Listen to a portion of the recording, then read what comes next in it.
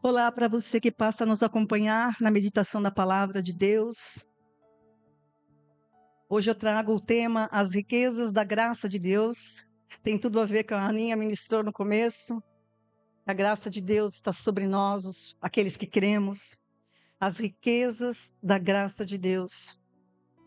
E sabe, amados, a gente cantou aqui a grandeza de nosso Deus, o plano maravilhoso, o plano perfeito dele em Cristo, o mistério da graça. E a gente precisa entender, amados, que Deus tem coisas grandes para nós. Deus tem coisas grandes. Aquele que criou os céus e a terra, entenda isso. Aquele que criou os céus e a terra, ele tem coisas grandes para nós. E a grandeza dos planos de Deus, a grandeza das bênçãos de Deus vai muito, muito além daquilo que a gente possa imaginar. Muito além, amados. Mas a gente precisa estar nele. É isso que o homem não entendeu desde Adão. Para a gente ser participantes de tudo que ele é, de tudo que ele tem para nós, a gente precisa estar nele. A gente precisa permanecer nele. E como isso, pastora? Ouvindo e obedecendo a palavra de Deus. A palavra de Deus é a expressão do amor de Deus, é a extensão dele para nós. Você precisa amar a palavra dele, atentar para ela, compreendê-la segundo aquilo que ele está transmitindo, não segundo aquilo que você quer entender. Esse é o grande problema da humanidade, amados. Deus é tão maravilhoso, ele é tão poderoso, e ele não se diminuiu em nada quando ele deu o livre-arbítrio para suas criaturas, para os anjos e para nós. Mas ele quer que a gente, de livre e espontânea vontade, entenda que ele é o Deus, fonte da nossa vida, fonte da sabedoria, fonte do entendimento, fonte de tudo que a gente precisa para viver muito bem. Muito bem. E o problema da humanidade foi não dar ouvidos à palavra de Deus, desde Adão, que começou com Adão, isso, né? É nele, em Adão, que o mundo entrou na rota do pecado. É em Adão que foi o projeto de Deus inicial, né? O ponto de partida foi Adão, então tem que entender isso pela palavra, não adianta questionar. Adão foi o princípio e ele falhou, e nessa falha ele conduziu todos nós, toda a humanidade, para a perdição. E Deus, como a gente cantou, Deus na sua maravilhosa graça, na sua grandiosidade, ele teve um plano perfeito. Jesus Cristo homem. Jesus Cristo homem, substituindo a desobediência do primeiro. E tudo aquele que por ele entra na riqueza da graça, entra no plano eterno. Eu quero dizer para você que você entenda isso. A vida não se resume a essa tua existência. A tua vida, quando você fechar os olhos aqui, ela tem uma eternidade. E nunca jogue fora isso. Ou uma eternidade com Deus, ou uma eternidade sem Deus. Para sempre. Então a gente precisa, amados, entender que Deus quer o bem da gente. Por isso a gente precisa atentar para a palavra dele. Ele providenciou salvação para todos os homens. Porque Deus é como a gente costuma ver na palavra, o jeitão dele. O jeitão dele, quando ele se propõe a fazer uma coisa, ele não volta para trás, apesar das dificuldades. Ele se propôs a criar o homem, e o projeto dele era que o homem tivesse a imagem e semelhança dele. Esse era o projeto. Mas inicialmente, o homem foi feito à imagem de Deus, a imagem de Cristo, do Cristo que haveria de vir. E tem que entender isso pela palavra. Cristo mesmo, o Verbo, deu a imagem para o Adão, a imagem que ele iria vir como homem. E Adão falhou, mas Deus providenciou salvação, e o próprio Jesus, o próprio Verbo, se fez carne, né? Jesus, o mistério da graça. O mistério da graça se manifestou a todos os homens. Paulo fala isso em 1 Timóteo, capítulo 2, versículos 3 a 6. Acompanhem comigo. O tema da minha mensagem vai falar da graça, mas eu estou ainda dentro, a hashtag É predestinação, eleição e predestinação, salvação, tá? O hashtag dessa mensagem. Porque eu ainda estou dentro desse tema, a eleição e predestinação da igreja, que é a maravilhosa riqueza da graça. 1 Timóteo capítulo 2, versículos 3 a 6 diz assim: porque isto é bom e agradável diante de Deus nosso Salvador, que quer que todos os homens sejam salvos. Ele quer. Mas o querer dele depende do quê? Da sua vontade se submeter. Ele não vai nunca, ele não passou por cima de Adão, ele não vai passar por cima de nenhum, nem dos anjos e nem de ninguém. Ele vai respeitar a tua decisão. Ele quer que todos os homens sejam salvos e venham ao conhecimento da verdade. Então, para a gente, esse relacionamento de Deus tem um conhecimento, mas não é um conhecimento qualquer. Não é um conhecimento do que eu acho, do que eu penso, do que eu julgo na minha cabecinha. Não, é um conhecimento dele, para mim. Porque há um só Deus e um só mediador entre Deus e os homens, Jesus Cristo, homem, o qual se deu a si mesmo. Presta atenção na palavra, ele deu-se a si mesmo, em preço de redenção por todos, para servir de testemunho a seu tempo. Então, amados, Deus se propôs a salvar o homem, e eu quero deixar isso muito claro, porque tem doutrinas que falam coisas absurdas, heresias, anátema, maldições, no meio evangélico. Deus se propôs a salvar o homem antes de criá-lo. Porque como a gente está estudando os atributos de Deus na quarta, Deus é onisciente.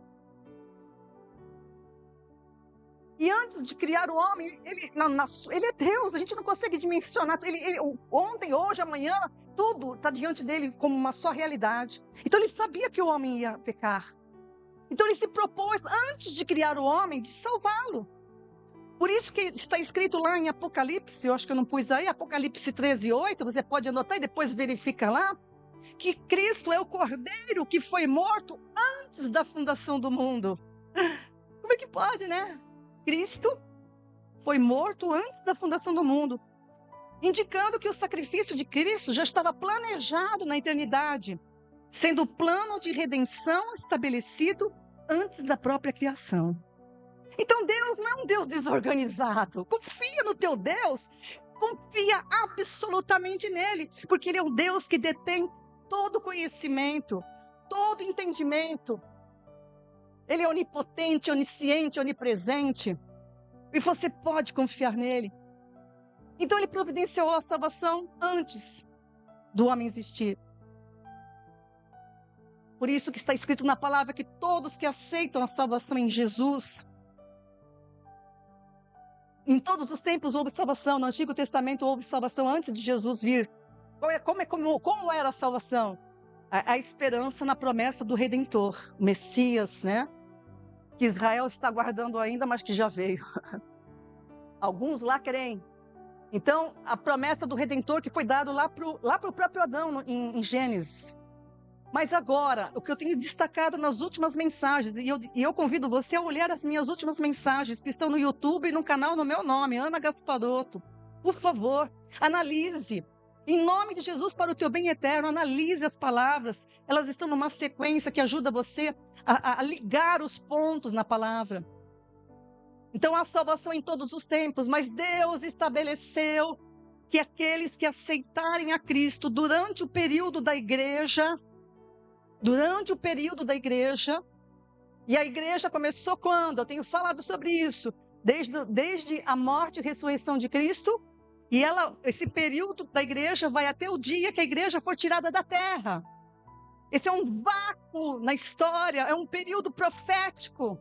E essas pessoas que aceitam a Cristo nesse período, além de serem salvas, elas têm uma riqueza de graça. Elas passam a ser também participantes do propósito eterno de Deus de fazer o seu filho preeminente de muitos irmãos semelhantes a ele. A igreja, corpo de Cristo, é a geração eleita, é a igreja.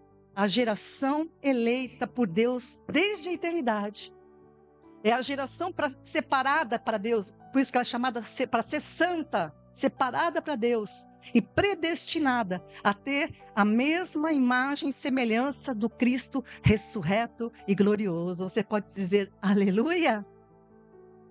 Todos que fazem parte da igreja são participantes que a Bíblia chama de vocação celestial da igreja. Por isso que eu vou bater nessa tecla, amados. Se isso não arder dentro de você, se isso não te mover, é como eu dei no grupo da igreja, a gente não foi chamado somente para quê? A gente foi chamado para servir, para ser atuante no corpo, para permanecer no corpo, nos ajudando mutuamente. Eu fico com uma tristeza tão profunda quando eu vejo pessoas que não dão valor para estar no corpo, participando, edificando uns aos outros, porque aqui nós somos trabalhados, aqui a nossa fé é fortalecida, aqui flui a bênção do Senhor. E as pessoas não entendem a importância do corpo, a importância de estar juntos nessa vocação. Nós somos privilegiados, amados. Você nasceu numa época privilegiada de pertencer ao corpo de Cristo, não despreze isso. Então, da mesma forma, mas eu quero fazer essa relação para você entender, da mesma forma que na antiga aliança, Deus estabeleceu uma vocação terrena para Israel. Israel tem uma vocação terrena, né? Uma vocação terrena. Da mesma forma, na nova aliança, em Cristo, já em Cristo, a igreja tem uma vocação celestial. A vocação terrena da terra, a vocação terrena de Israel, ela é eterna, terrena, natural. Mas a vocação da igreja é celestial. É celestial.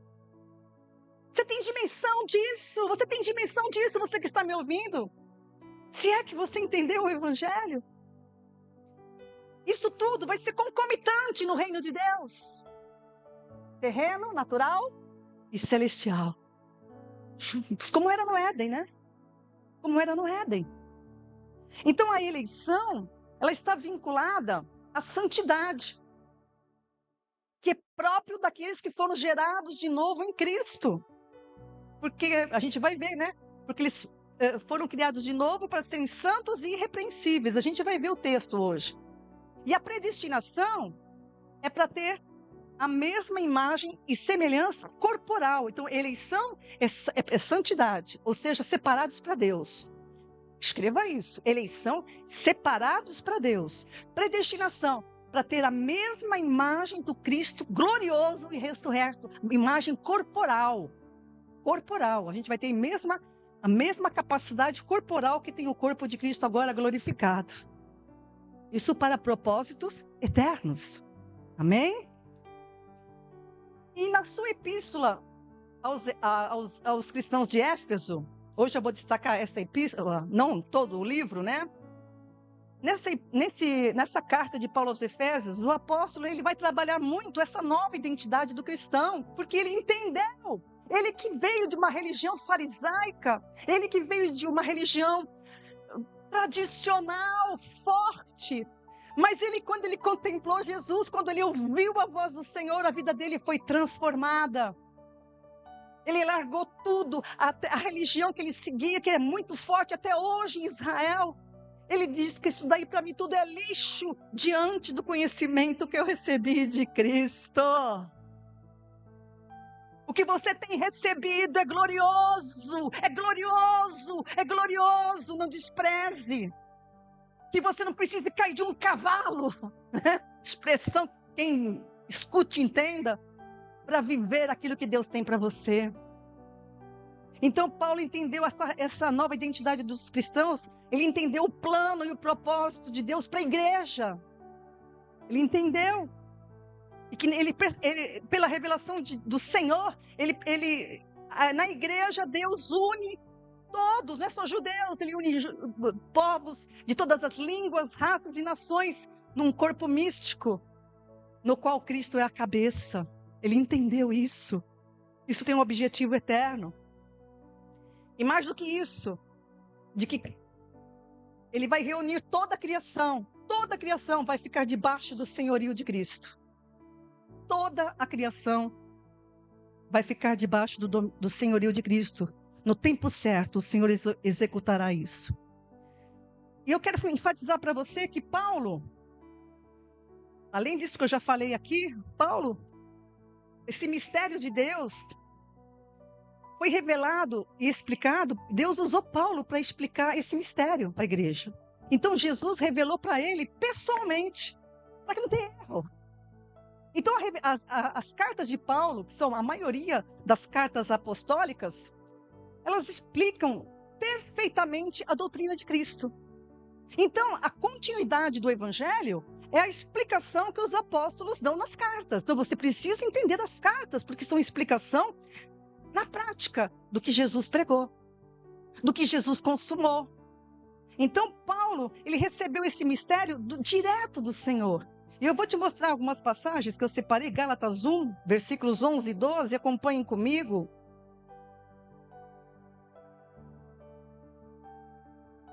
Porque o Paulo, ele não foi como os outros apóstolos que conviveram 3 anos com Jesus, que viram Jesus ali ser crucificado, passaram por aquele período, tenebroso. Paulo se converteu depois.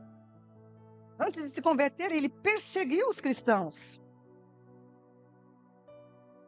Mas agora, olha o Paulo transformado. Gálatas 1:11. Mas faço saber, irmãos, que o evangelho que por mim foi anunciado não é segundo os homens. Não é segundo os homens. Porque não o recebi, nem aprendi de homem algum, mas pela revelação de Jesus Cristo. E aí, Efésios agora, capítulo 3, versículos 3 em diante. Acompanhem comigo, por favor. Efésios 3 agora, de 3 em diante, 3 a 12, eu vou ler, para quem está anotando. Pois segundo uma revelação, me foi dado a conhecer o mistério, conforme escrevi há pouco, resumidamente. Então, ele está falando do que ele já tinha escrito aí na carta de Efésios, tá? Então, eu vou ler hoje, eu vou participar com vocês do capítulo 1. Mas presta atenção no que ele está falando aqui agora. Ao lerem o que escrevi, versículo 4, ao lerem o que escrevi, poderão entender a minha compreensão do mistério de Cristo, o qual, em outras gerações, não foi dado a conhecer aos filhos dos homens, como agora foi revelado aos seus santos apóstolos e profetas pelo Espírito, pela palavra. Então, na antiga aliança não tinha essa revelação, porque a antiga aliança era a preparação para a vinda do Salvador. Mas depois que o Salvador veio, o Senhor se revelou na sua doutrina, nos evangelhos, que estão narrados nos evangelhos, e através dos apóstolos. Qual é o mistério? Vamos lá, o mistério é esse, versículo 6. O mistério é que os gentios são co-herdeiros, membros do mesmo corpo e coparticipantes da promessa em Cristo Jesus por meio do evangelho. Por meio do evangelho. A graça de Deus está no evangelho, não em obras humanas. Tá? Do qual, versículo 7, do qual fui constituído ministro, conforme o dom da graça de Deus a mim concedida, segundo a força operante do seu poder, que é o mesmo poder que opera na minha vida e na tua vida. A mim, o menor de todos os santos, foi dada esta graça de pregar aos gentios o evangelho das insondáveis riquezas de Cristo e manifestar a todos qual é a dispensação do mistério que durante tempos passados esteve oculto em Deus, que criou todas as coisas. E isso para que agora, pela igreja,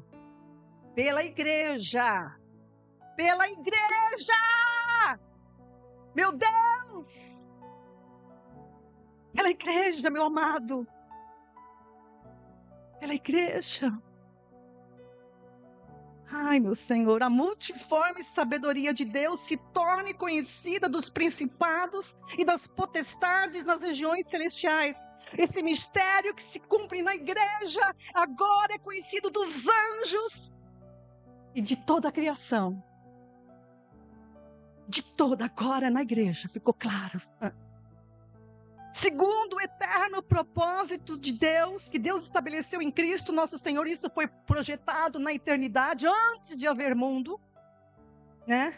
Segundo o eterno propósito que Deus estabeleceu em Cristo Jesus nosso Senhor. Em Cristo temos ousadia e acesso a Deus com confiança, mediante a fé nele.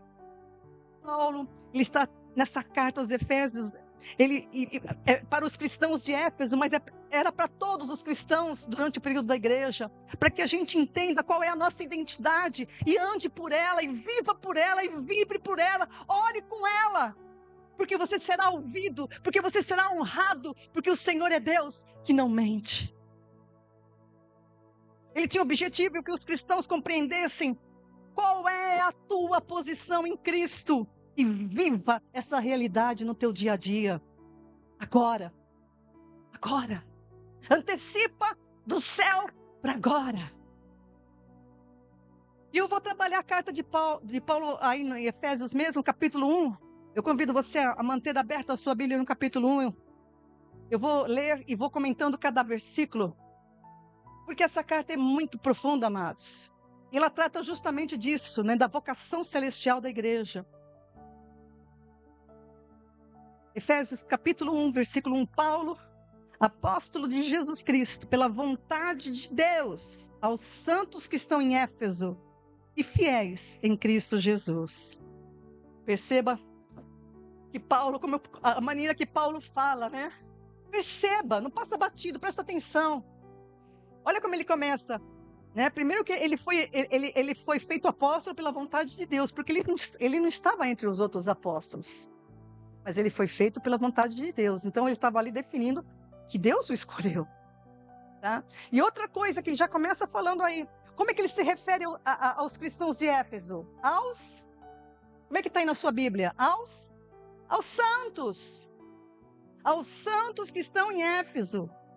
Então, repare isso, são santos vivos, não é santos mortos. O termo santo foi muito deturpado, o entendimento do termo santo na Bíblia foi muito deturpado no decorrer da igreja, tornando a expressão como assim, expressão de que a pessoa viveu uma vida de santidade muito admirada, então ela se tornou santa. Não é nada disso.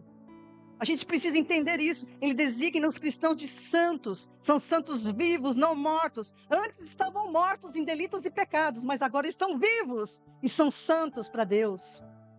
Essa designação de santos, ela é comum. Se você olhar as cartas, é comum nas designações que os apóstolos fazem, né? Aos santos de tal igreja, aos santos de tal lugar, tá? Então, quando eles escreviam para a igreja, eles falavam aos santos. Se referindo ao quê? São aqueles que eram cristãos, aqueles que pertenciam a Cristo, que receberam a Cristo como Senhor e Salvador das suas vidas. Essas pessoas, elas não estavam apenas vivas fisicamente, elas estavam vivas espiritualmente. Por isso que elas são santas. Por isso que você também é santo hoje. Hoje, se eu falar, eu sou santa, as pessoas falam que blasfêmia. Não é isso? Quando você chegar na sua roda de amigos, né? Vocês que são mais jovens, né? Chega na roda de amigos e você, olha, eu descobri que eu sou santo. Grava o né, Vinícius? Chega lá no basquete, gente, eu descobri, eu sou santo. Que blasfêmia. Santo do pau oco. Mas é isso que o inimigo faz. O inimigo, ele não quer que você entenda que você é santo. Estou falando com cristãos. Ele não quer o inimigo não quer que você se revista, da nova identidade que você tem em Cristo. Porque santidade adquiriu essa concepção moralista. Mas santo, o termo santo na Bíblia, ele significa alguém separado. Santo significa separado. Separado para quem? Para Deus, para uso exclusivo dele. Na antiga aliança, se você vê o trabalho no tabernáculo, não era assim? As pessoas eram separadas por Deus para o serviço, tudo era separado, os utensílios foram separados, isso quer dizer consagrados para Deus. Então, o que isso significa aos santos de Éfeso, aos santos dessa comunidade, aos santos que estão me ouvindo agora? Significa que você é propriedade exclusiva de Deus. Você é propriedade exclusiva de Deus. Você entende a profundidade, a altura, a largura dessa palavra?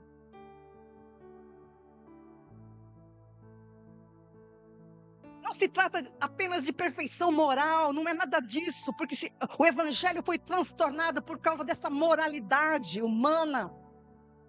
Mas é estar debaixo exclusivamente de Deus, propriedade dele. Pedro vai falar isso em 1 Pedro, capítulo 2, versículos 9 e 10. Vós, porém, sois raça eleita. Está falando com a igreja também. Está falando com a igreja. Se você não é igreja, isso não serve para você. Mas se você recebeu a Cristo, nasceu de novo. Vós, porém, sois raça eleita, sacerdócio real, nação santa, povo de propriedade exclusiva de Deus, a fim, tem um objetivo, tem um serviço, tem uma missão, a fim de proclamardes as virtudes daquele que vos chamou das trevas para a sua maravilhosa luz. Então abre a tua boca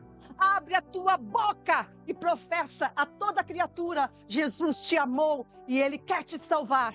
Entenda e receba o Evangelho de Cristo. Paulo, na sua carta de Éfeso, ele enfatiza essa nova realidade, um povo especial que pertence a Deus pela sua misericórdia, que foi tirado das trevas para a luz, separado. Aí mesmo, a gente vai ver em Efésios 1, lá no versículos 13 e 14, vai falar que o selo disso, Deus nos deu o Espírito Santo como selo. O Espírito Santo veio habitar em nós como selo, como garantia da minha herança, da tua herança. Então o termo santo, na Bíblia, amados, escreva isso e nunca mais esqueça. Que esteja escrito no teu entendimento. Santo é separado. Está relacionado a santificado também. Santificado quer dizer colocado à parte. Então nós fomos colocados à parte do mundo, amados. Nós fomos colocados à parte do mundo. O cristão está no mundo, fisicamente ainda, mas não é do mundo espiritualmente.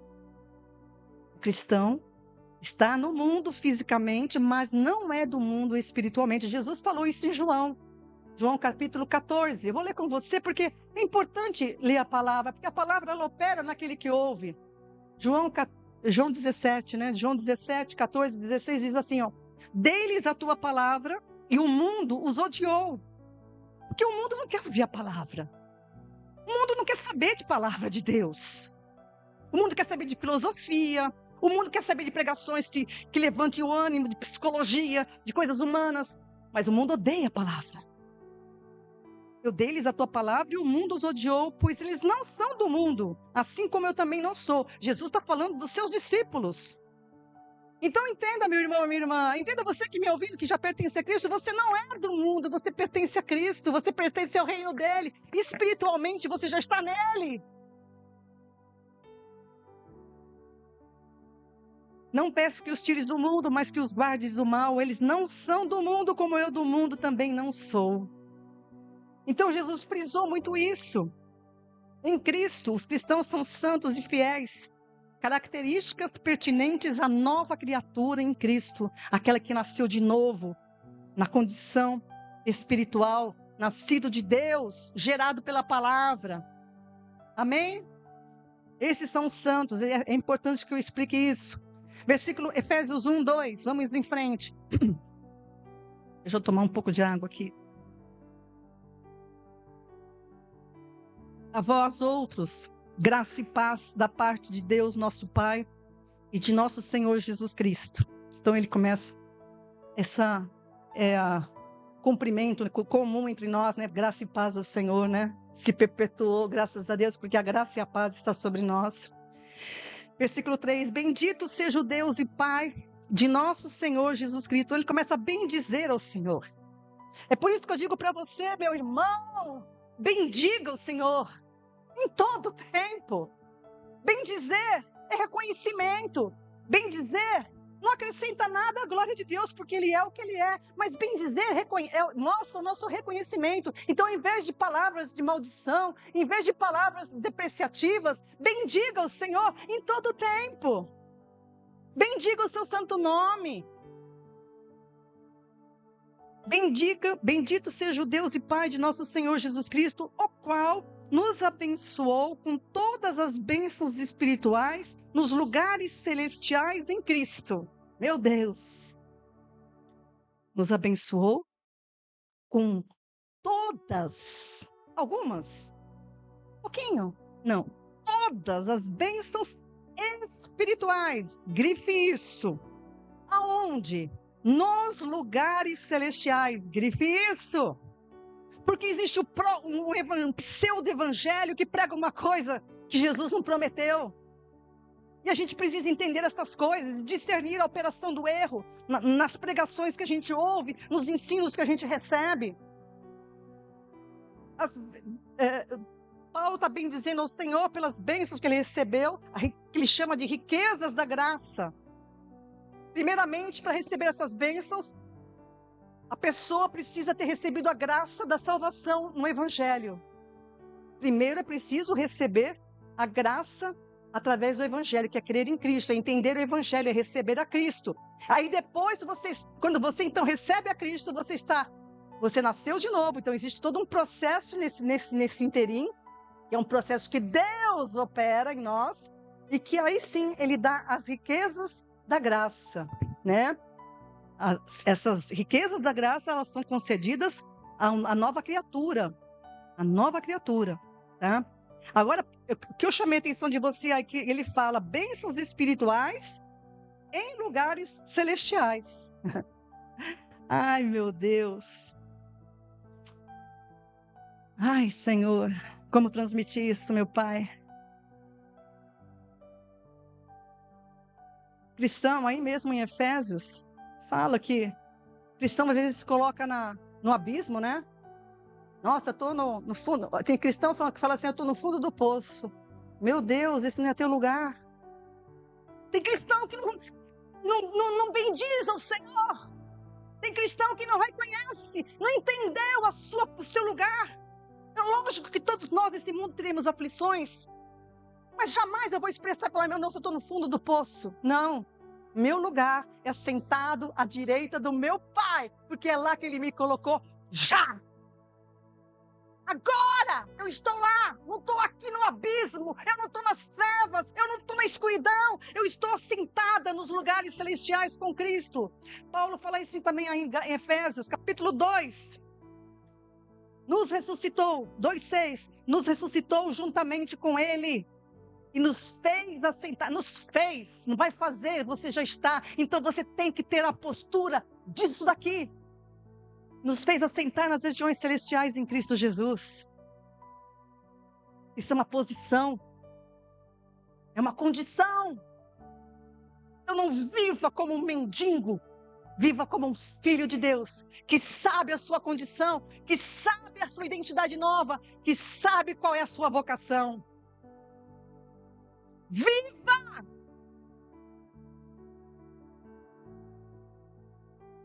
Mas isso foi tão transtornado pelos pregadores, como também Israel, os seus mestres, doutores da lei, transtornaram a palavra no Antigo Testamento, também no Evangelho, também transtornaram o Evangelho.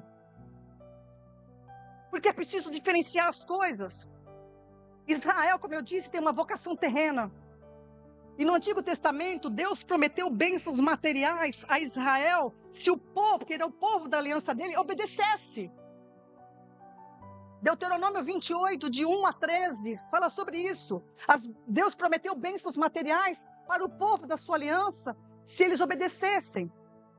E hoje, para nós, igreja, o que Ele prometeu? É aquilo que a Aninha falou hoje, Filipenses 4:19. Ele prometeu suprir todas as nossas necessidades segundo a sua riqueza, gloriosa riqueza em Cristo Jesus. Então eu tenho minhas necessidades supridas em todo tempo. Nos dias bons aqui, nos dias ruins. Nos dias que eu estou bem, nos dias que eu estou mal. Eu tenho suprido todas as minhas necessidades. Eu entendi isso, eu aprendi isso. Você aprendeu? Você aprendeu? Porque quem não aprendeu é aquele cristão que vive para baixo. Vive, não entendeu a sua posição. Ai, meu Deus. Tão gloriosa. Então a ênfase do Evangelho, quando a gente estuda o Evangelho, entendeu o Evangelho, não é juntar riquezas na terra, mas a juntar tesouros nos céus. Mateus 6:19, Jesus diz assim, Mateus 16:19-21, diz assim, não ajunteis tesouros na terra, onde a traça e a ferrugem tudo consomem, e os ladrões minam e roubam. Hoje mais do que nunca, né? Mas ajuntai tesouros no céu, onde nem a traça, nem a ferrugem consomem, e onde os ladrões não minam e nem roubam. Porque, qual é o princípio? Onde estiver o vosso tesouro, aí também estará o vosso coração. Por quê? Porque eu entendi que a minha maior riqueza não é eu ter uma bela casa, não é eu ter um belo carro, não é eu ter um ótimo trabalho e eu ganhar uma grana que me proporcione viajar. Não! Isso daqui vai passar. A minha maior riqueza que eu tenho, eu uso para a glória de Deus. Eu invisto no reino de Deus. Eu invisto para que a sua obra seja proclamada na terra. Eu estou juntando tesouros no céu. Quando eu estou cumprindo a vontade do Senhor, que é proclamar a grandeza dEle, a salvação dEle. Ele quer que todos os homens se salvem. Ajuntai tesouros no céu. O que significa isso? É usar tudo que nós temos, tudo que nós somos, tudo que nós temos para a glória de Deus. É medir a vida. Eu entendi isso, amado. É medir a vida pelas verdadeiras riquezas do reino de Deus e não pelas falsas riquezas deste mundo. As falsas riquezas desse mundo, elas nos dão temporariamente alguma satisfação, mas elas são perigosas. Elas podem transtornar você e desviar você da salvação eterna. Muitas pessoas perderam a fé por amor ao dinheiro. Pensam em ganhar dinheiro, mas não pensem, porque a Aninha falou, não priorizam estar no corpo no domingo de manhã. Mas toda semana acordam de manhã, de madrugada, para estar no trabalho, no horário. Onde está o teu coração? Aonde estiver o teu coração, ali estará o teu tesouro. Então, eu quero dizer para você que o cristão entendeu, agora eu entendi. Quando eu entendi isso, o meu foco mudou. Eu tenho que priorizar o reino de Deus, porque o reino de Deus, esse é eterno, este mundo vai passar. Eu não sei meu tempo que eu tenho aqui de vida, vou fazer 67 anos, mas meu tempo de vida não vai chegar a 80, 90, eu espero ser arrebatada antes. Mas esse tempo daqui não se compara com a eternidade, que é o reino que Ele tem preparado para todos aqueles que o amam. Aquilo que Deus tem preparado para nós não está nessa dispensação aqui, não está neste reino mais, porque esse reino foi consumido pelo pecado e esse mundo vai passar. É o que a gente lê pelo Evangelho. Mas o reino de Deus é uma realidade agora. Aonde que está o reino de Deus? Dentro de nós agora. Mas um dia Ele vai se estabelecer sobre toda a criação. Um dia Ele vai estar marcado esse tempo. Deus sabe o tempo. Um dia toda a criação estará debaixo do reino de Deus. E aqui por enquanto as coisas não são permanentes. Mas no reino de Deus serão. Para sempre, eternamente. Então, João fala isso em 1 João 2,17. Eu não sei se eu pus aí. Ora, o mundo passa, mas bem como a sua concupiscência, os seus desejos. Aquele, porém, que faz a vontade de Deus permanece para sempre. O mundo vai passar, as concupiscências, os desejos vão passar. Os desejos já até passam agora, né? Agora, porque antigamente, quando eu era mais jovem, eu tinha desejos que hoje não me importa mais em nada isso. Eu tenho outros tipos de desejos. Então, os nossos desejos já variam aqui mesmo. Mas os desejos desse mundo, a palavra diz que elas vão passar, né? Mas aquele que faz a vontade de Deus permanece eternamente, eternamente, eternamente, eternamente. Eu gosto desse texto de 1 Coríntios 7:31, que diz que nós somos, quando a gente entende estas coisas, nós somos como aqueles que usam do mundo. Eu uso da internet, eu uso da inteligência artificial hoje, eu uso das coisas que o mundo me oferece, mas dele eu não abuso. Eu tomo cuidado, estou vigilante, porque a aparência deste mundo passa. Você pode usar do mundo, não é pecado. Não é pecado eu ganhar dinheiro, não é pecado. Mas é pecado você colocar o coração nisso. Você esquecer a tua identidade, esquecer o teu foco eterno, esquecer isso. E tem muito crente esquecendo disso. E o Senhor te diz hoje, acorda, porque o tempo da obediência cessa. Oh, o tempo da obediência cessa. E se passar para você, pensai nas coisas que são de cima, Colossenses 3:2. Pensai nas coisas que são de cima e não nas que são da terra. Então o meu objetivo aqui é o reino de Deus, é o plano, e esse reino de Deus está num plano que não é essa dimensão mais, é outra dimensão, é o plano espiritual, é o mesmo que estava no Éden e que foi retirado por causa do pecado, mas quem é salvo já está nele, o meu marido está nele. Então a gente tem que entender isso. Então, esse texto de Colossenses, né? Ele está frisando, Paulo também que escreveu, né? Pensai nas coisas que são de cima e não nas que são da terra. Então, ele exorta os cristãos a foca na coisa certa, foca em valores espirituais, foca em aprender. Como é que eu foco nisso? Aprendendo a palavra. Eu louvo a Deus por essa comunidade que tem prazer de estar aqui nas quartas-feiras aprendendo comigo. Eu tenho prazer, e o Senhor também tem prazer em você, saiba disso. Que Deus quer é isso, amados. Paulo exorta os cristãos a focarem nos valores espirituais e eternos, em vez de se prenderem apenas às preocupações materiais e passageiras desta vida. Às vezes você está tão preocupado em ganhar, em fazer coisas nessa terra. E como disse o Senhor para Marta, né? Marta, Marta, por que você está tão ansiosa com as coisas daqui? Só uma te basta. Só uma.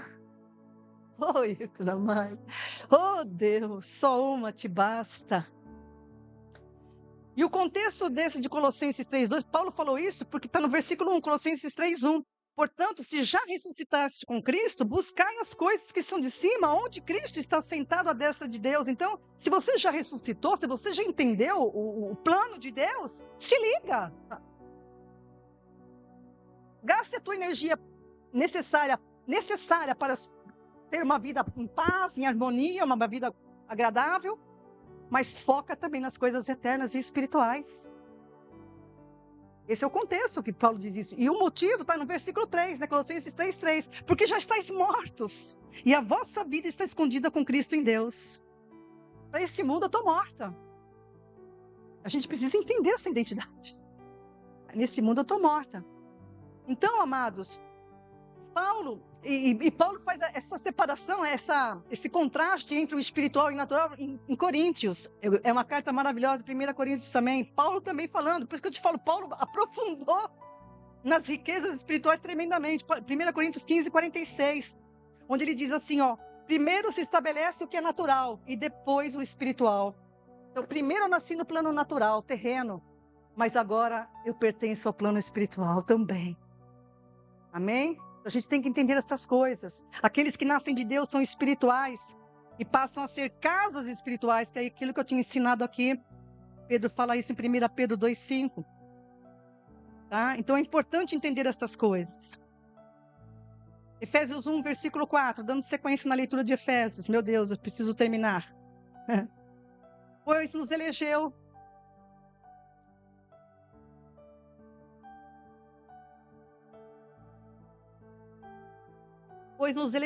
nele, antes da fundação do mundo, para sermos santos e irrepreensíveis diante dele, em amor. E aqui eu vou ter que parar. Eu vou ter que parar, não na pregação agora, mas eu vou parar nesse texto, porque não vai dar tempo, eu vou ter que continuar depois.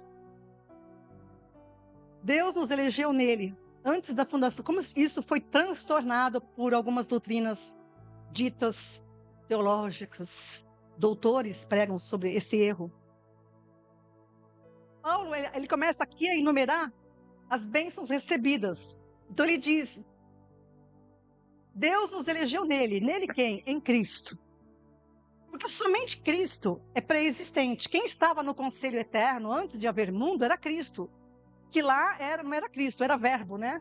O verbo, no princípio era o verbo estava com Deus, o verbo era Deus. Ele estava no princípio com Deus. Tudo foi feito por meio dele e sem ele nada do que foi feito se fez. Então quem estava no princípio antes de haver mundo era o verbo.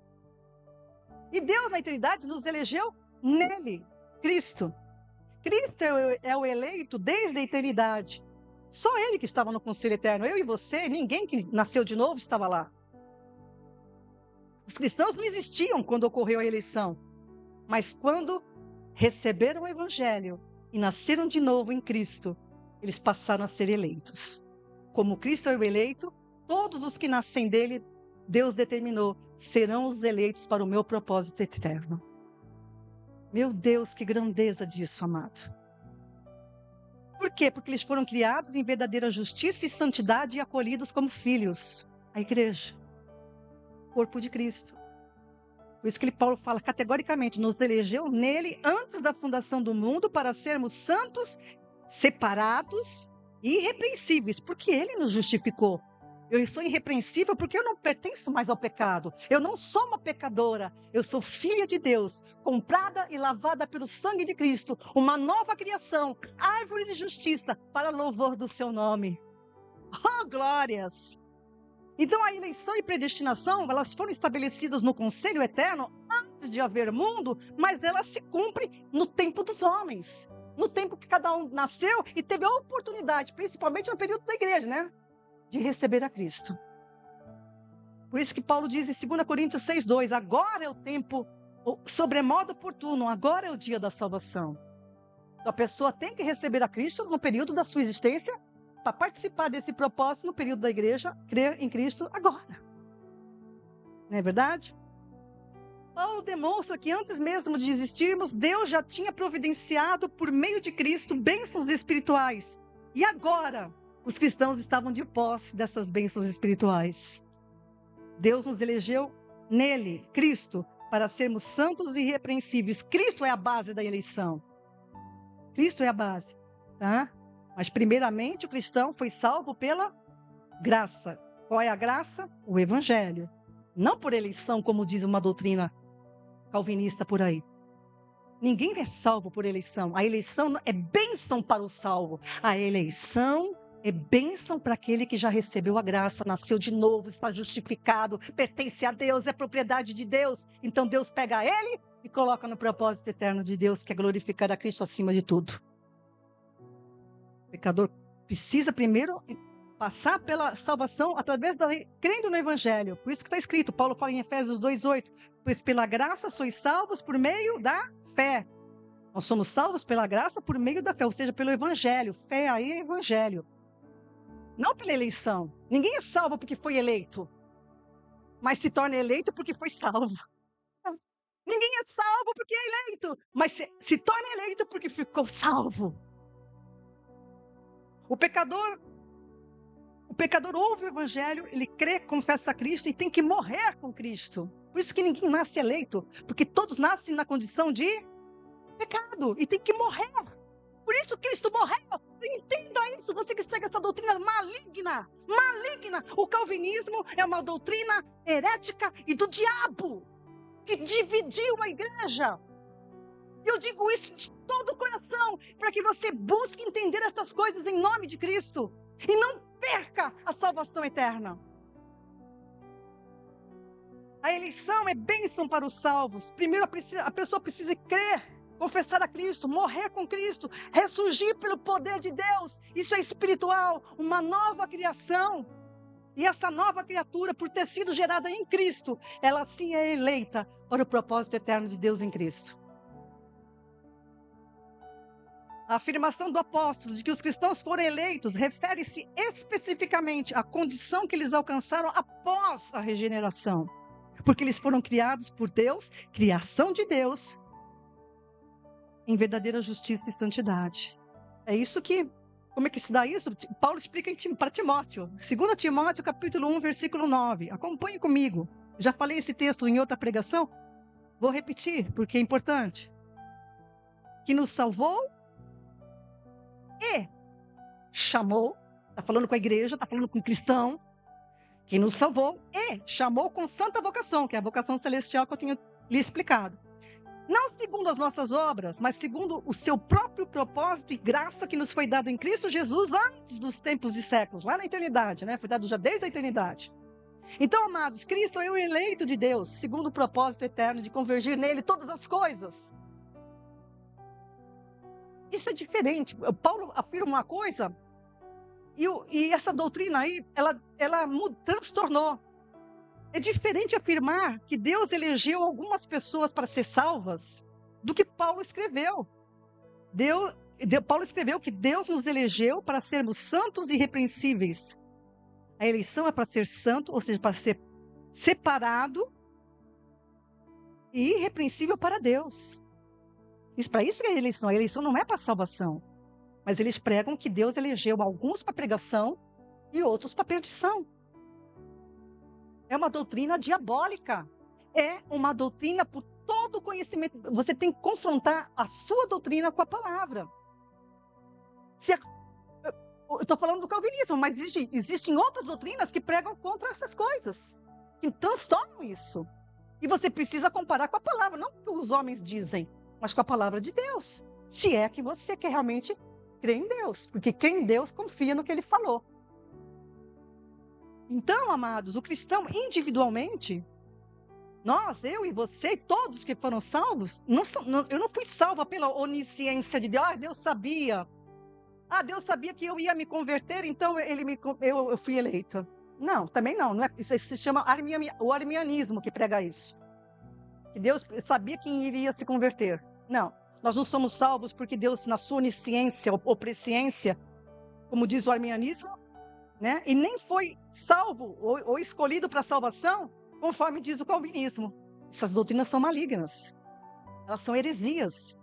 São heresias. Elas não estão conforme a verdade do Evangelho. Não estão. E em nome de Jesus, se você segue essas doutrinas, você precisa se arrepender. Você precisa se submeter ao Senhor como servo, como Cristo fez a Deus, obedecendo a sua palavra. A gente tem que considerar o alerta que o apóstolo Paulo também fez diante da proposta de qualquer outra doutrina ou evangelho. Olha o que ele fala. Gálatas capítulo 1, versículo 8. Gálatas 1, 8. Olha o que Paulo diz. O apóstolo Paulo que recebeu a revelação diretamente do Senhor. Mas ainda que nós, ele mesmo se colocou, ainda que nós mesmos, presta atenção, ou um anjo do céu vos anuncie outro evangelho, além do que já vos tenho anunciado, seja anátema, seja maldito. Por que isso, amados? A gente tem entendido que o evangelho é o poder de Deus. Se eu transtorno o evangelho, perdeu o poder de Deus. Deus nos deu o evangelho de Cristo. Eu preciso entender o evangelho de Cristo segundo as escrituras, não segundo entendimentos humanos. Eu preciso entender o evangelho pela palavra do Senhor, porque a palavra de Deus, ela se explica a si mesmo. Eu não preciso da filosofia, eu não preciso da ciência, eu não preciso de ninguém. Eu preciso parar diante do Senhor e falar: me ensina, Senhor. Então é muito importante que a gente guarde a palavra sem mácula, como Paulo também diz a Timóteo, capítulo 1, versículo 6, capítulo 6, versículo 14, eu termino aqui por enquanto. Se guardardes este mandamento, que a palavra do Senhor, sem mácula e repreensão, que guardes este mandamento sem mácula e repreensão até a aparição de nosso Senhor Jesus Cristo. Então é preciso que a gente guarde a palavra, por isso que os apóstolos recomendaram muito aos cristãos, que guardem a palavra, preservem ela como ela é, não transtorna, não dê ouvidos ao inimigo, não deixa semear joio, como a gente está aprendendo aqui na quarta. Nós temos que guardar a palavra. É por isso que Jesus também deixou anunciado, né? Quando o Filho do Homem voltar à terra, por acaso ele encontrará fé na terra? Ele estava falando, não está falando de crenças, de religiões, ele está falando, quando eu voltar, será que eu vou encontrar o meu evangelho intocável? Ou totalmente transtornado? Que você medite nisso. Que você entenda isso. Não porque eu estou falando, mas porque o Senhor está falando com você através da minha vida. Que você busque na palavra do Senhor. Que você ame a palavra do Senhor, porque ela é a extensão, ela é ela é a extensão da vida dele e é a tua vida, se você der ouvidos. Que o Senhor te abençoe, que o Espírito Santo te conduza na verdade e que traga à luz o pleno entendimento da verdade que ele deixou registrada para nós. Amém.